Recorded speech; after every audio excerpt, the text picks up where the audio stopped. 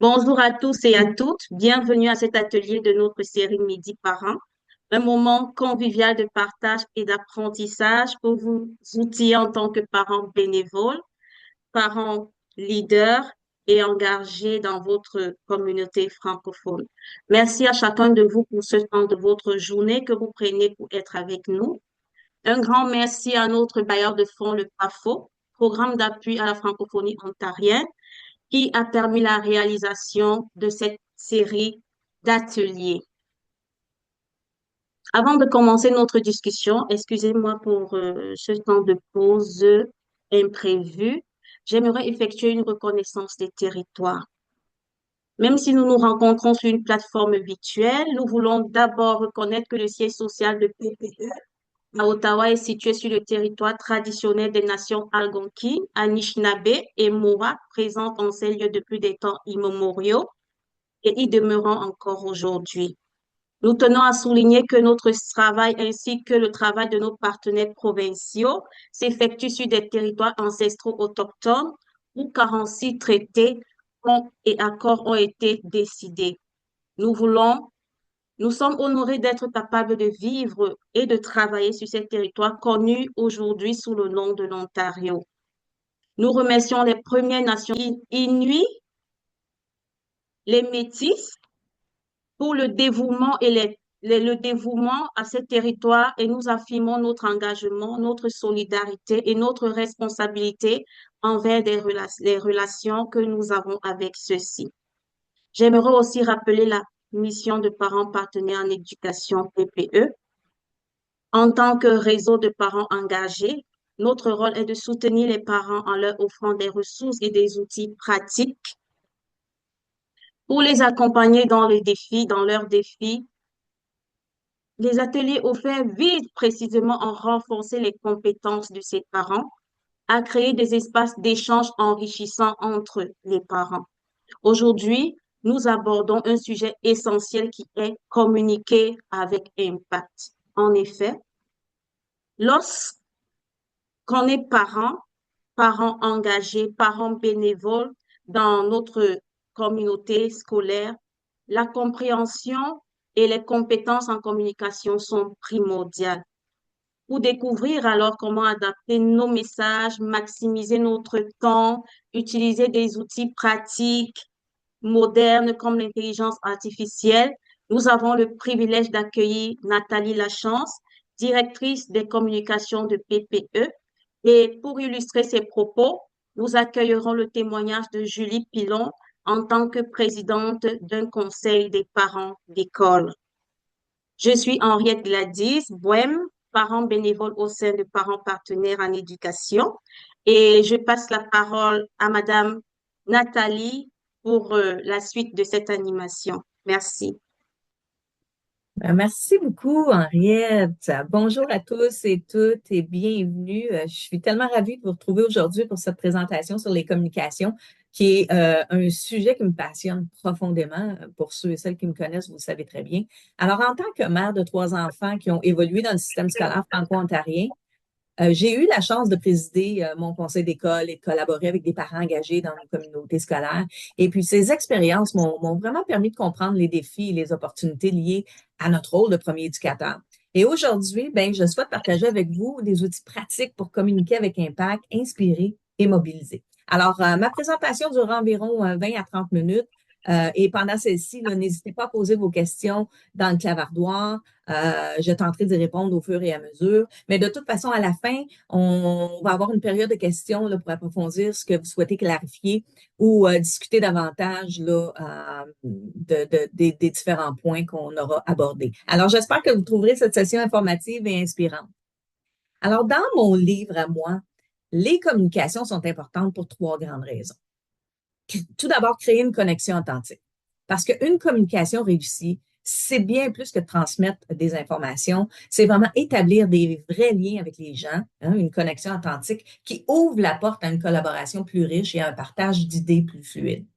Ensuite, Inspirer, mobiliser, hein, parce que la communication est au cœur de l'engagement de chacun d'entre nous, puis elle prend une dimension particulière, spécialement pour nous, les parents qui choisissent de s'impliquer activement dans la vie scolaire et communautaire.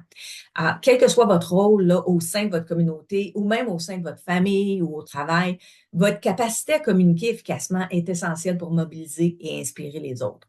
Et finalement, pour les parents engagés et bénévoles, comme la plupart d'entre vous, une communication efficace est un levier puissant qui permet de mobiliser d'autres parents puis de renforcer l'impact des actions entreprises. Puis ça ne se limite pas à transmettre des idées. Les communications, ça devient un outil pour atteindre nos objectifs collectifs, puis en amplifiant, en renforçant l'impact des initiatives que nous menons en tant que leaders, ben, elle favorise également la mobilisation de notre communauté autour de projets porteurs et inspirants, puis ce qui renforce ainsi notre capacité à créer des changements positifs et durables. Fait qu'en conclusion, en développant nos compétences en communication, on ne fait pas juste transmettre des idées, on inspire, on mobilise, on contribue à bâtir des communautés plus fortes, puis ça, un message à la fois. Fait que quand on y pense, toute communication doit partir d'une mission ou d'un objectif clair. Puis, pour ma part, je m'inspire régulièrement de la mission de PPE, qui, si vous ne le savez pas, c'est d'outiller, éclairer et accompagner les parents pour guider mes propres communications. Parce qu'une communication bien conçue, ben, tout d'abord, éclaire son auditoire en apportant des informations pertinentes. Elle accompagne en répondant à des besoins spécifiques et aussi outille en offrant des moyens concrets pour passer à l'action. Alors que ce soit pour mobiliser une communauté, inspirer un engagement ou clarifier une initiative, une communication stratégique amplifie notre capacité à avoir un impact durable. Fait qu'il y a trois vraiment grands points à considérer pour optimiser ces communications. En tout cas, que je vous présente aujourd'hui, il y en a peut-être bien d'autres, mais moi, en ce qui me concerne, c'est vraiment les trois points importants, c'est-à-dire notre auditoire, identifier notre public cible.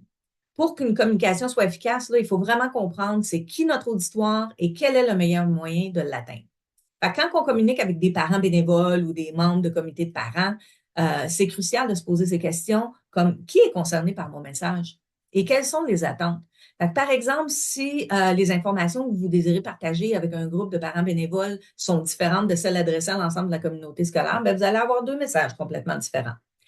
Et ensuite, on va se poser aussi la question, quel est le meilleur moyen d'atteindre ces personnes? Hein? Médias sociaux, courriels, infolettes, c'est quoi le meilleur moyen pour les atteindre?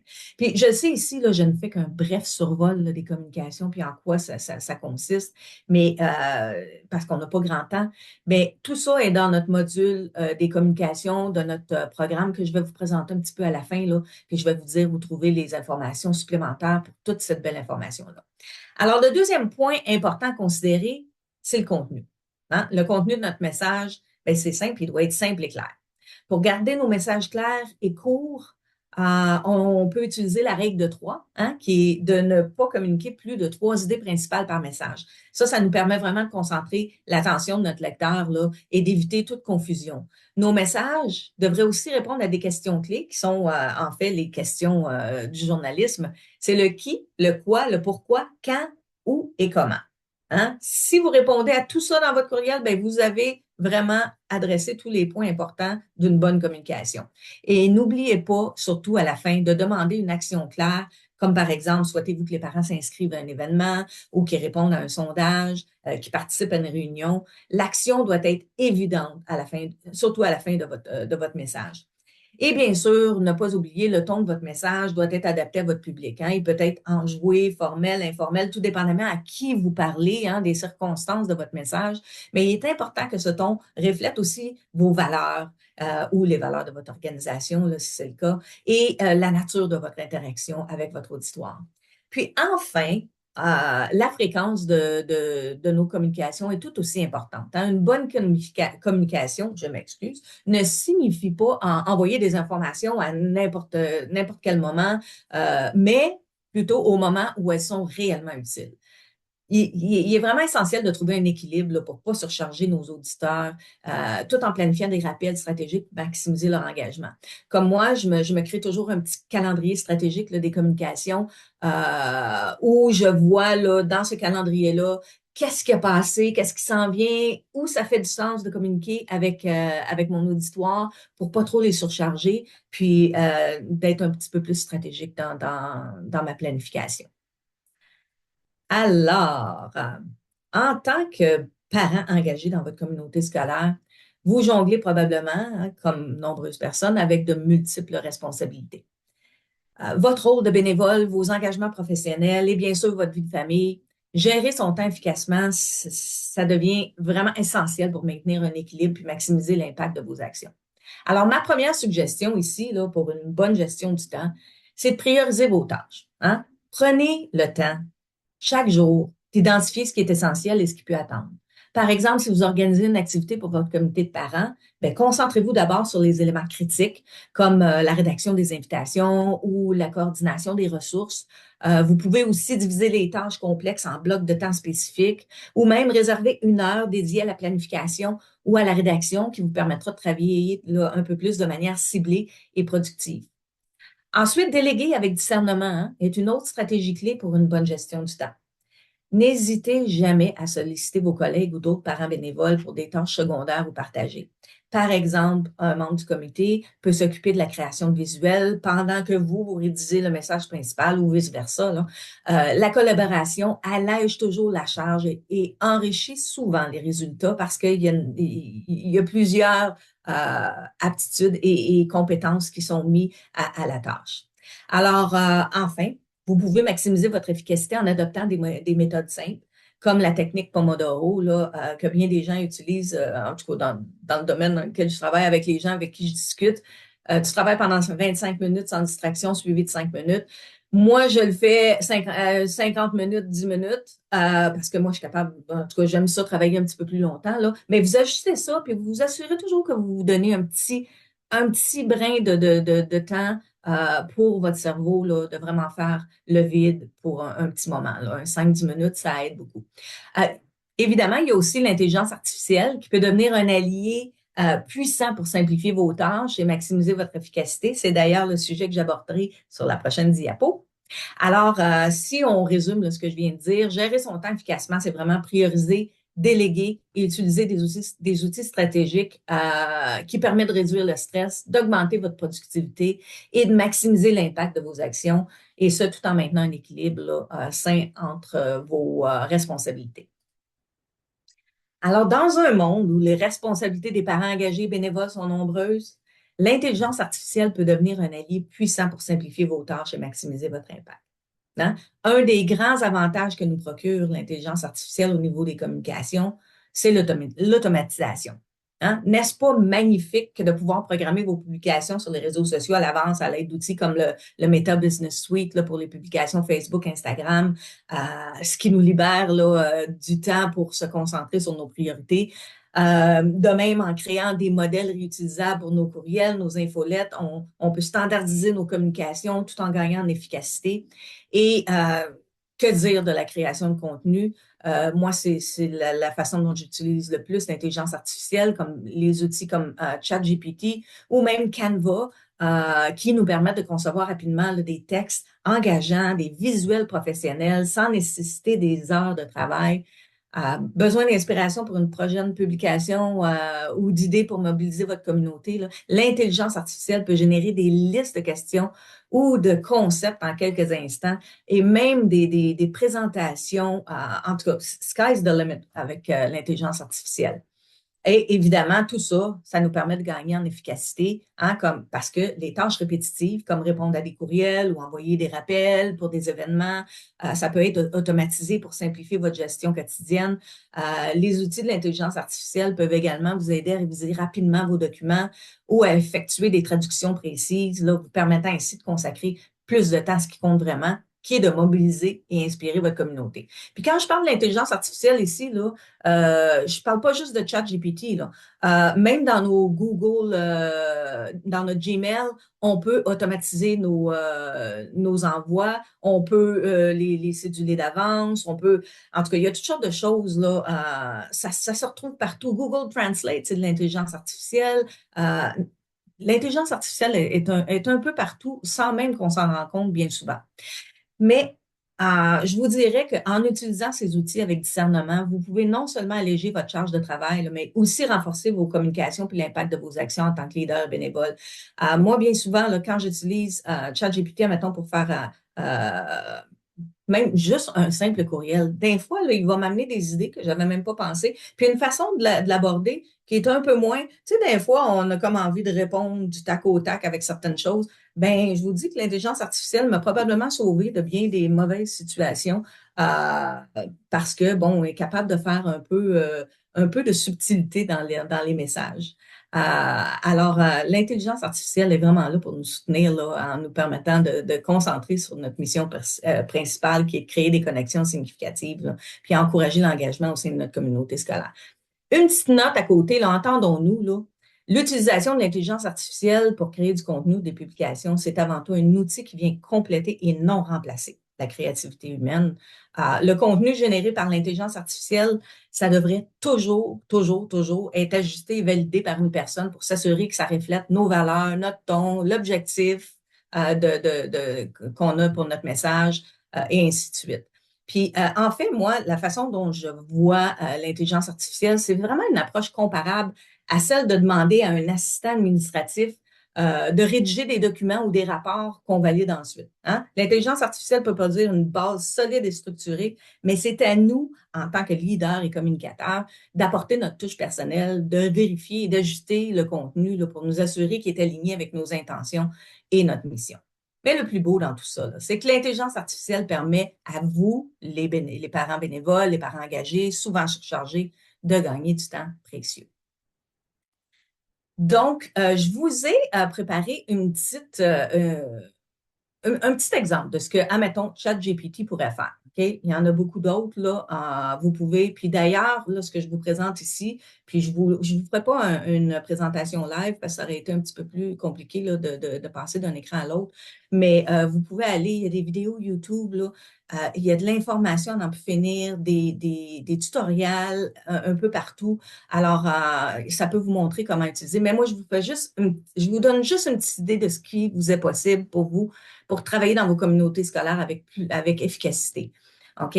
Alors, fait que l'exemple que je vous présente ici, là, c'est une tâche comme un projet où ça va nous amener avec la répartition des tâches et des responsabilités, la planification ou même les activités là, pour les parents du projet qui seront impliqués. OK? Alors, tout d'abord, ce que vous faites, OK, vous allez entrer un prompt. OK? Donc, un prompt, c'est une instruction ou une question que vous posez à ChatGPT pour lui demander de l'aide. Hein? Et bien sûr, la qualité et la clarté du prompt sont essentielles là, pour obtenir une réponse pertinente et utile. Fait que prenons par exemple celle que j'ai prise ici. Là, j'ai demandé à Chat, je l'appelle Chat, imaginez-vous donc, mais bon, c'est devenu mon ami. Alors, je lui ai demandé créer un plan détaillé pour organiser un marché de Noël, puis en plus, suggère des idées de collecte de fonds pour une école élémentaire. Deux petites phrases bien simples. Mais là, la réponse de chat, OK, de ChatGPT, c'est un contenu pratique et structuré à l'aide de deux petites phrases que je lui ai demandées. Alors, voici comment un peu ça fonctionne, ChatGPT. En premier, il identifie le besoin. Hein? L'outil analyse la demande puis identifie les éléments nécessaires pour créer un tableau puis des étapes structurées. Ensuite, il organise l'information, il a généré un tableau clair, comme vous le voyez ici, prêt à utiliser ou à même adapter avec des colonnes pour les tâches, les responsables, les échéances et le statut d'avancement et une planification là, de A à Z. Alors, remarquez ici que je n'ai pas mentionné avoir besoin d'un tableau et de toutes les étapes pour l'organisation du marché de Noël, mais la réponse générée est tout de même vraiment détaillée. Alors, imaginez si je précise davantage ce dont j'ai besoin, tel que ajouter des colonnes au tableau ou des étapes additionnelles qui sont pertinentes à mon projet. Alors, la beauté ici, là, c'est que vous pouvez toujours adapter la réponse. Puis, une fois la réponse obtenue, vous pouvez continuer de la modifier ou la personnaliser selon vos besoins spécifiques jusqu'à temps que vous arriviez à la réponse et à la structure désirée. Okay? Fait qu'en somme, le ChatGPT, c'est un outil extrêmement puissant qui peut vous aider à structurer vos idées et à organiser vos tâches plus efficacement. OK? Alors, la prochaine,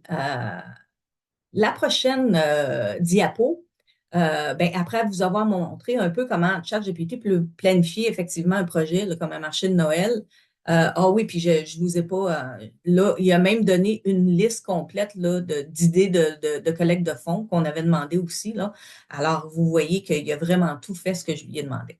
Fait que là, euh, il peut planifier efficacement un projet comme un marché de manière, mais voyons maintenant comment l'outil peut également nous soutenir dans les communications associées à un tel événement. Hein? Parce qu'une communication claire et bien structurée, c'est essentiel pour mobiliser notre communauté, puis à promouvoir l'événement, puis aussi à en évaluer le succès. Alors, imaginons trois exemples concrets là, où ChatGPT peut vous faire gagner du temps et optimiser vos efforts. Puis ça, c'est tout en lien avec le projet précédent dont j'ai demandé à ChatGPT de nous créer des étapes structurées. Alors, je lui ai demandé, en tout premier lieu, créer une lettre ou un email pour demander des dons aux parents. OK? Alors, vous voulez solliciter la générosité des parents, là, mais ne trouvez pas les bons mots, ça peut être difficile d'un fois de savoir comment demander ça. Ben, ChatGPT peut générer un brouillon professionnel et chaleureux pour demander des contributions, là, qu'il s'agisse de cadeaux, de denrées non périssables ou de leur temps pour l'événement. Vous pouvez vraiment personnaliser aussi le ton et ajouter les détails là, pour qu'ils reflètent votre communauté et votre personnalité à vous. Mais voici ce que Chat m'a proposé avec une simple ligne de questions. Alors, ensuite, j'ai aussi dit promouvoir l'événement sur les médias sociaux. Simple, aussi simple que ça. Puis, Chat, il se souvient de notre projet. Alors, il va y aller avec exactement ce qu'on a besoin pour promouvoir le marché de Noël, comme vous le voyez ici. OK? Alors, pour attirer vraiment une plus large audience, là, il faut des publications engageantes. Puis, l'avantage, c'est que ChatGPT peut rédiger des messages adaptés à différentes plateformes comme Facebook, Instagram ou Twitter, parce qu'on sait que sur Twitter, ça va être pas mal plus court qu'une publication Facebook et ainsi de suite. Fait que, par exemple, il peut créer un post enthousiaste là, avec tous les détails pratiques, puis un appel à l'action clair là, pour encourager la participation, comme vous voyez dans l'exemple que je vous fournis ici. Ensuite, j'ai demandé des retours aux participants après l'événement. OK? Parce qu'une fois le marché terminé, on veut recueillir les impressions des parents et des visiteurs, puis c'est crucial pour améliorer nos projets futurs. Fait que chat, GPT, lui, il peut concevoir un modèle de sondage ou un email de remerciement là, qui inclut des questions ouvertes, comme il l'a fait ici, là, ou des cases à cocher pour évaluer leur satisfaction, puis même recueillir des suggestions. Fait que là, il y a vraiment... Puis si je voudrais ajouter des choses à ça, je pourrais toujours le demander. Alors, comme vous voyez, là, en intégrant un outil comme ChatGPT dans votre processus, vous simplifiez la gestion de vos communications, vous gagnez un temps précieux. Alors, que ce soit pour mobiliser des ressources, attirer des participants ou apprendre de vos expériences, là, cet assistant virtuel peut vraiment transformer vos projets en succès tout en réduisant votre charge de travail. Et donc, je suis maintenant ravie de céder la parole d'ailleurs à ma collègue Julie Pilon, une maman engagée et active au sein de sa communauté scolaire, là, qui vous partagera son expérience inspirante là, sur l'utilisation de l'intelligence artificielle, parce que je sais que Julie, elle le fait, puis ça marche très bien pour elle. Alors, Julie, à toi la parole. Merci Nathalie.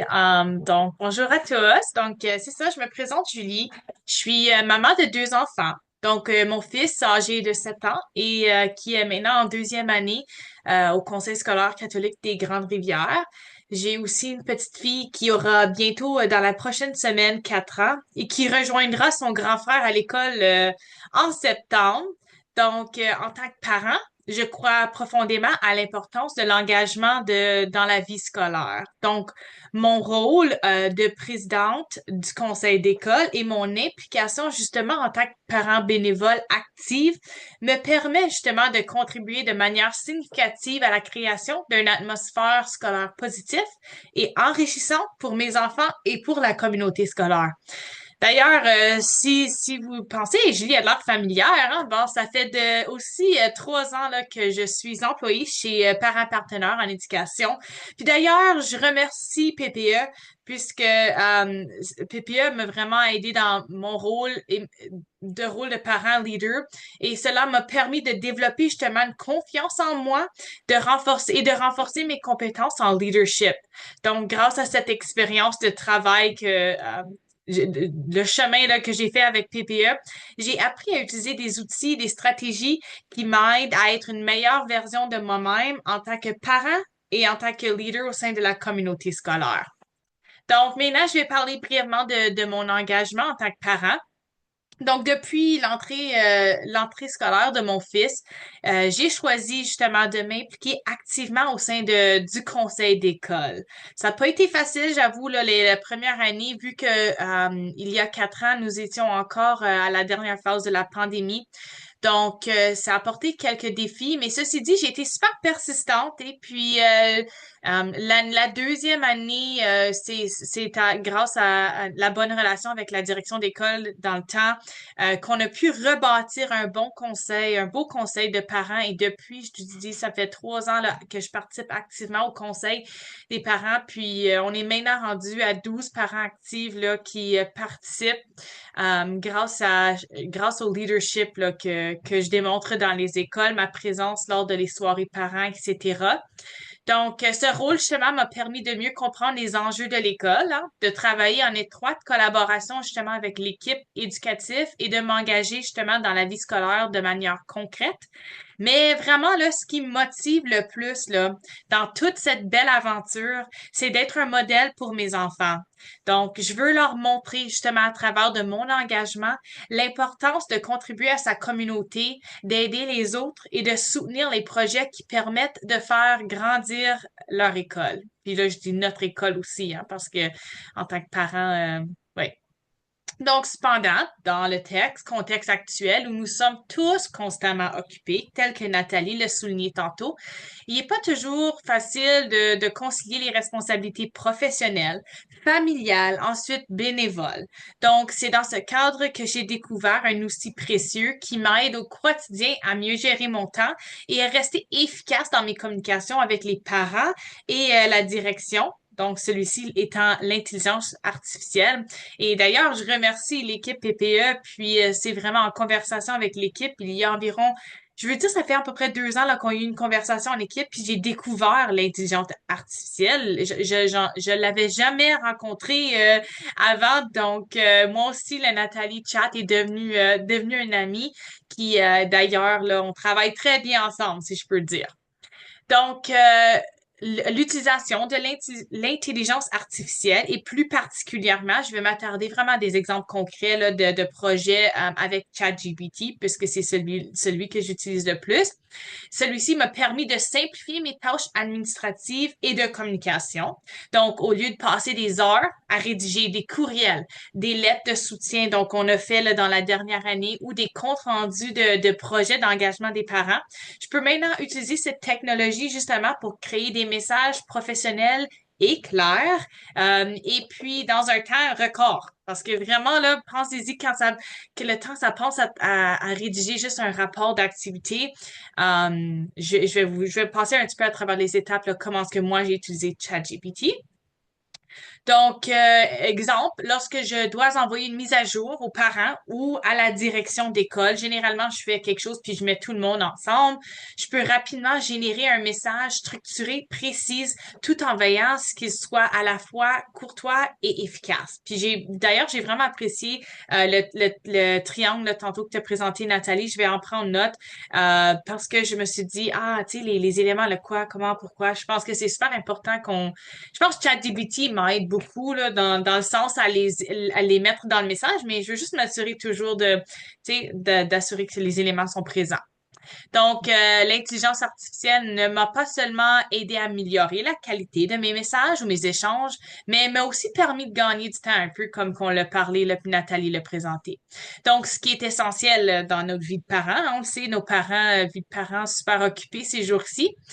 Donc, un exemple concret que je vais vous numérer. Donc, il y a 2 ans que le Conseil des parents se sont intéressés à une demande de projet PEP. Donc, si vous ne savez pas, c'est chaque conseil scolaire là ont des fonds pour de projets d'engagement des parents. Et puis, travailler en PPE qui m'a donné un peu cet avantage de connaître ce projet. J'en ai parlé avec le Conseil des parents lors d'une de nos réunions. Puis les parents se sont beaucoup intéressés à l'idée de faire un beau projet familial d'hiver, d'activités, etc. Donc, ensemble, on s'était toutes mis ensemble, les parents, puis on avait généré plein d'idées. Puis j'avais pris toutes ces idées en note, là. Moi, je m'occupais en tant que présidente, je savais que j'étais pour être la seule responsable, là, en gros, de la rédaction. Donc, ce que j'ai fait par la suite, et puis j'ai demandé à la directrice qui m'a permis de me partager justement le formulaire à remplir, parce que le conseil demande un formulaire là, à remplir avec l'objectif, etc. Là, tu sais, des projets, puis il faut être clair, il y a certains objectifs qu'il fallait atteindre. Donc, ce que j'ai fait, j'ai pris les notes des parents, donc les idées, les belles idées des parents. J'ai pris les questions du formulaire à remplir avec les objectifs qu'il fallait s'assurer qu'atteignent parce que, tu sais, des fois, ça retweak un peu la demande, puis ça a été super clair. J'ai demandé à ChatGPT de m'accompagner dans la rédaction de cette demande. Et puis, avec grand succès, le conseil était super impressionné là, par cette demande. Je dois dire, en tant que parent, sont impressionnés. C'est ça le mot, là, vraiment. Donc, c'est ça, le projet a été approuvé depuis 2 ans maintenant que le conseil des parents reçoit ce financement pour être capable d'organiser une super belle activité pour les familles. On garde ça simple, mais en même temps, des belles activités. Puis ça nous donne un peu de fonds là, tu sais, pour les collations. On le sait que ça attire les gens, etc. On avait acheté des petits cadeaux, des prix de présence, des belles petites choses comme ça, là, mais c'est grâce à ChatGPT qui m'a vraiment accompagnée dans cette belle rédaction de cette demande. Donc, ce que j'apprécie particulièrement avec l'intelligence artificielle, c'est vraiment sa capacité à me connecter à la communauté scolaire de manière fluide, tout en équilibrant mes nombreuses responsabilités. Donc, que ce soit pour organiser des activités, des événements, comme que je viens de mentionner, répondre aux préoccupations des parents ou faire le suivi de projets scolaires, l'intelligence artificielle, mon ami, me permet de gérer tout cela avec plus d'efficacité et aussi du professionnalisme. Cela évite aussi de me disperser, de me permettre de rester concentré sur l'essentiel, donc qui est mes enfants et l'école. Donc, en plus de cela, l'intelligence artificielle m'aide à prendre un recul aussi, un peu comme Nathalie l'avait dit. Des fois, là, ça nous sauve, hein, parce qu'on veut, tu sais, si on veut mettre notre opinion ou quelque chose là-dedans, puis on veut faire attention aux mots qu'on utilise, ben, j'avoue que ChatGPT va s'assurer, là, que tu restes très professionnel dans tes courriels. Donc, vraiment, c'est ça, ça me permet de prendre un recul et m'assurer que mes messages sont clairs, précis, et ce qui est l'essentiel lorsqu'on travaille avec plusieurs parties prenantes, donc les parents, la direction, les enseignants et parfois même les élèves. Donc, cela me permet également de faire preuve de cohérence dans mes communications et d'éviter toute ambiguïté. Une communication claire est clé pour renforcer l'engagement des parents et assurer la bonne marche. Donc, vraiment, ce que je veux dire là, en conclusion, conseil aux parents, c'est être un parent impliqué, désolé, c'est avant tout une question de priorité. Nous voulons être là pour nos enfants, mais en même temps, nous avons tous des vies bien remplies, hein? Puis Nathalie l'a souligné aussi tantôt, là. Donc, utiliser des outils comme l'intelligence artificielle peut vraiment alléger la charge et rendre l'engagement parental beaucoup plus accessible. Mon conseil à tout est de ne pas hésiter à explorer cette technologie. Elles ne sont pas réservées qu'aux professionnels, qui peut être un mythe. Et puis, en tant que parents bénévoles, nous pouvons nous en servir peut-être pour être plus organisés et mieux communiquer et surtout pour être plus présents pour nos enfants. Donc, voyons l'intelligence artificielle comme une alliée, hein, une alliée de grande taille. Donc, en conclusion, l'engagement parental est un élément essentiel de la réussite de nos enfants et en tant que maman active et présidente du conseil d'école, je suis fière de pouvoir contribuer à l'épanouissement scolaire de mes enfants et de ma communauté. Donc, grâce à l'intelligence artificielle, j'ai découvert une nouvelle manière d'être impliquée tout en gagnant du temps pour ce qui compte vraiment, ma famille, ma communauté, d'ailleurs aussi mon bien-être. Donc, n'ayez pas peur d'aller explorer ces outils technologiques. Oh my gosh, ces nouvelles technologies, car elles peuvent véritablement transformer et faciliter notre engagement. Donc, chaque petit geste compte et aujourd'hui, ces outils sont là pour nous aider à faire une vraie différence dans la vie scolaire de nos enfants. Donc, je te repasse la balle, Nathalie. Ben, merci beaucoup, Julie. Hey, quel beau témoignage, vraiment complet. Puis tu as des bels exemples là-dedans, parce que c'est vrai que les demandes là, pour faire les demandes de financement pour les projets PEP, là, qu'on appelle le PEP, participation et engagement des parents, c'est jamais facile. Puis c'est vrai que ça facilite beaucoup la tâche avec ChatGPT. Alors, merci, Julie, encore une fois. Fait que ma dernière petite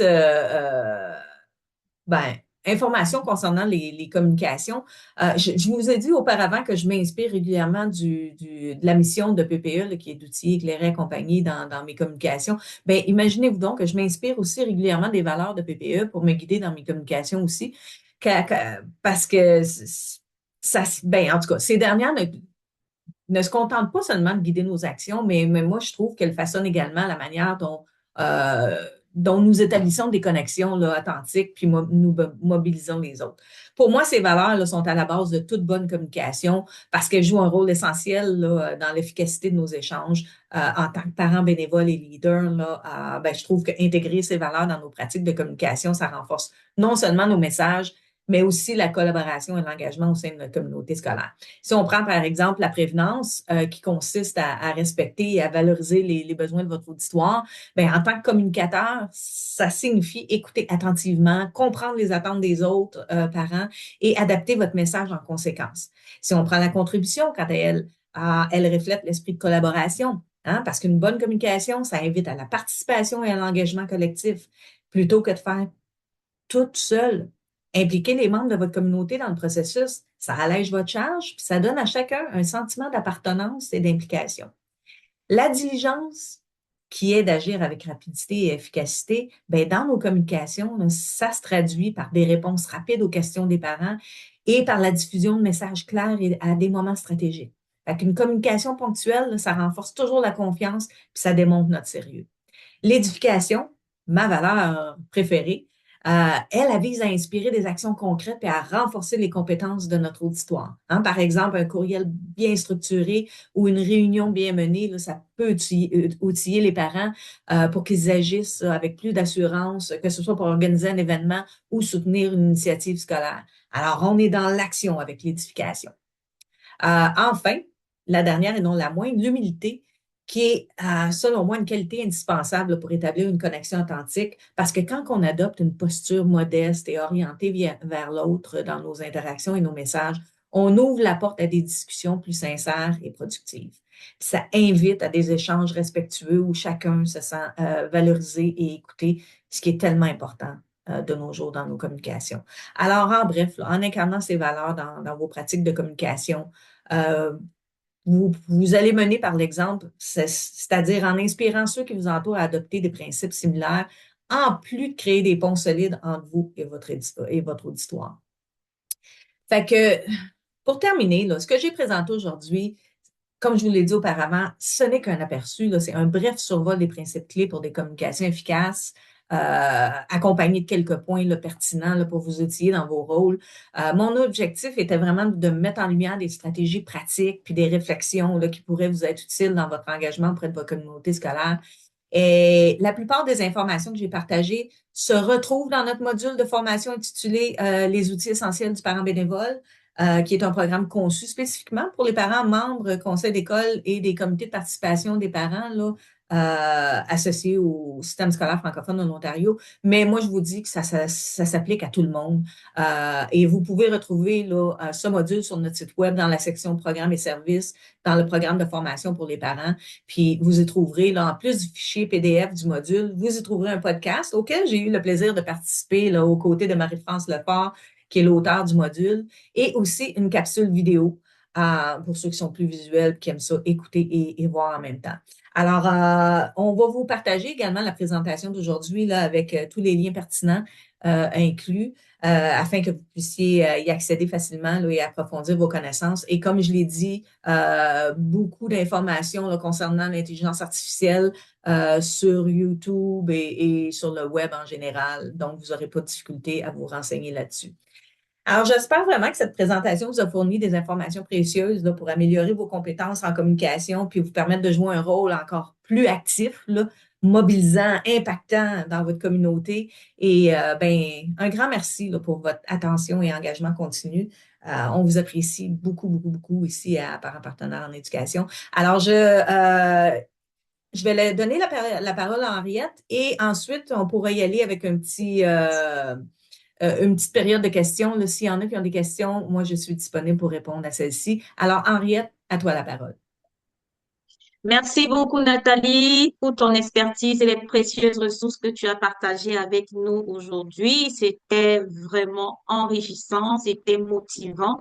Merci à toi, Julie, pour ton précieux témoignage qui, ma foi, a boosté plus d'un parent aujourd'hui à sortir de la timidité et à s'engager en utilisant des outils pratiques comme tu l'as fait.